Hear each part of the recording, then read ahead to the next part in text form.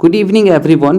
तो चलिए हम लोग स्टार्ट करते हैं अपना पल्सेस का एक न्यू क्रॉप, जहां पे डिस्कस करेंगे हम लोग ग्रीन ग्राम। इससे पहले ऑलरेडी हम लोगों ने बहुत सारे पल्सेस क्रॉप को डिस्कस कर रखा है। अगर आपने हमारे प्रीवियस लेक्चर को नहीं देखा है तो एक छोटा सा काम कीजिए, हमारे आप यूट्यूब चैनल को खोलिए और वहाँ पे प्लेलिस्ट सेक्शन में जाइए।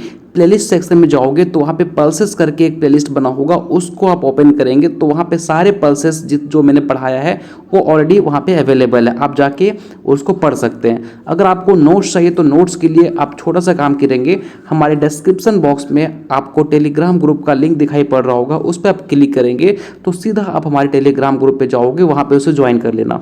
ठीक है, वहाँ पे आपको नोट्स के साथ साथ क्विजेस के साथ साथ आपको गवर्नमेंट एग्जामिनेशन की वैकेंसी जो आती है उसका अपडेट आपको मिलता रहेगा। ठीक है, समझ रहे हो? तो इतना सा आप काम करने के बाद आप इस लेक्चर पे आएंगे, उसके बाद ही आपको फायदा होने वाला है। तो चलिए फ्रेंड्स, जो हमारे कंटिन्यू लेक्चर को देख रहे हैं तो उसके लिए बहुत अच्छी बात है।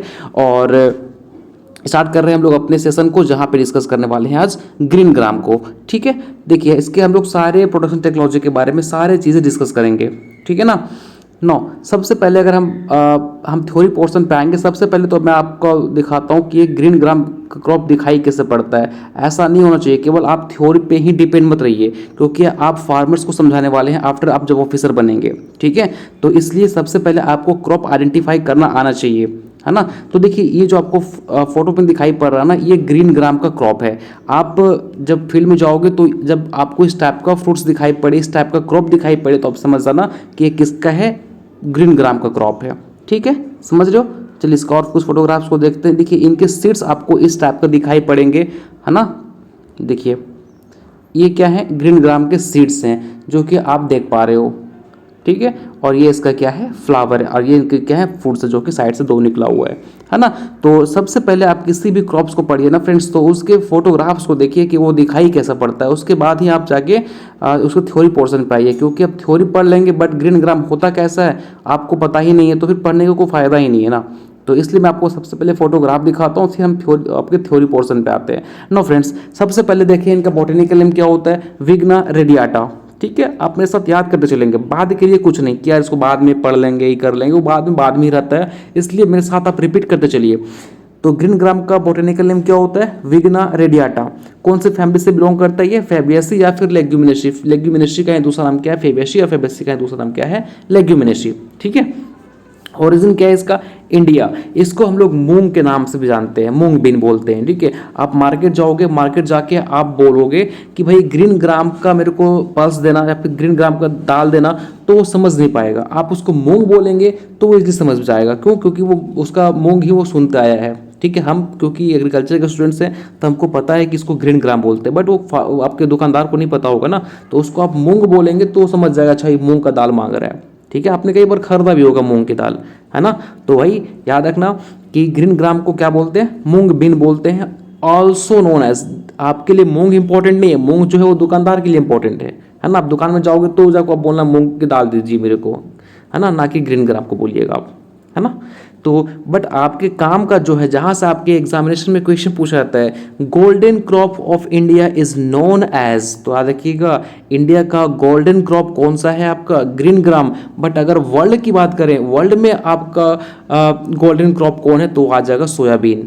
ठीक है, भूलिएगा नहीं, गोल्डन क्रॉप ऑफ इंडिया कौन है आपका, green gram, but golden crop of world कौन है आपका, सोयाबीन। ठीक है, ये सेल्फ पॉलिनेटेड क्रॉप होता है, सॉर्डेड ये प्लांट है ना। इनमें टैप रूट सिस्टम पाया जाता है, जिसमें नोड्यूल्स होते हैं जहाँ पे राइजोबियम बैक्टीरिया सर्वाइव करता है for the purpose of nitrogen fixation.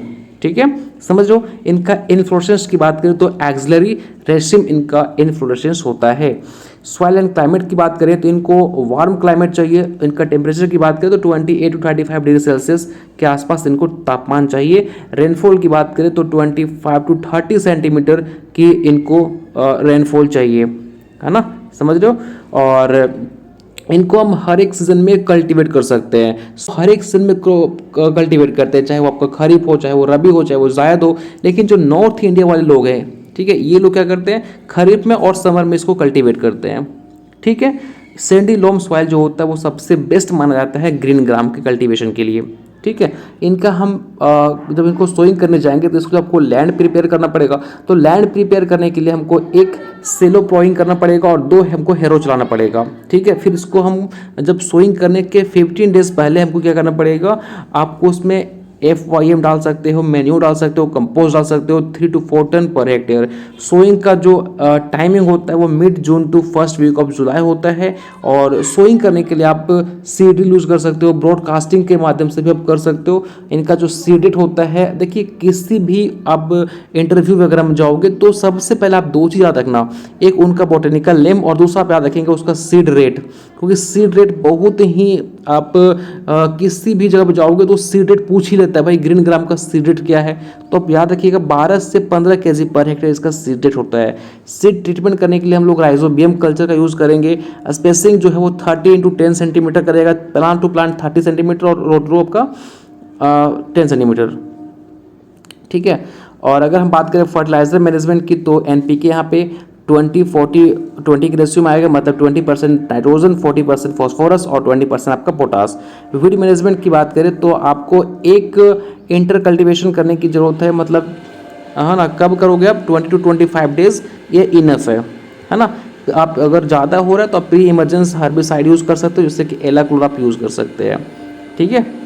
साथ में हार्वेस्टिंग की बात करें तो आप इनके ना पोर्ट्स देखना, हार्वेस्टिंग के लिए लोग क्या करते हैं इसके पोर्ट्स को देखते हैं। पोर्ट आपका जो है वो ग्रीन से थोड़ा ब्लैकिश होने लगेगा और है ना, आप जो इनके पोर्ट्स होते हैं उसको आप क्या कीजिए, मेच्योर होगा तो उसको आप नोच लीजिए, तोड़ लीजिए। इसको पोर्ट्स को क्या किया जाता है, तोड़ लिया जाता है, ठीक है। और कई बार क्या होता है कि अगर आप इसको टाइम पे नहीं हार्वेस्ट करेंगे तो इनके जो सीड्स होंगे ना वो आपके फट फट के, मतलब जो पोर्ट्स है वो फटने लगेंगे और इनके जो सीड्स है वो आपकी धरती पे गिरना स्टार्ट हो जाएगा, ठीक है। तो सैटरिंग उसको बोलते हैं। और इनके जो सीड्स हैं उसको अगर आपने टाइमली हार्वेस्ट किया है तो उसको 12 से 14% मॉइस्चर चाहिए फॉर द स्टोरेज पर्पस। तो इसको आप ड्राई कीजिए और जब 12 से 14% मॉइस्चर बच जाता है तो उसको फिर आप स्टोर कर दीजिए, ठीक है। ईल्ड की बात करें तो 10 से 14 क्विंटल पर हेक्टेयर इसका ईल्ड होता है। तो ये था फ्रेंड्स हमारा ग्रीन ग्राम। तो इसमें आपको इतना ही याद रखना है ना। नेक्स्ट लेक्चर में बात करेंगे हम लोग ब्लैक ग्राम के बारे में। Thank you so much. आप नोट्स आके अपलोड कर लीजिएगा, हमारे टेलीग्राम पे अवेलेबल है।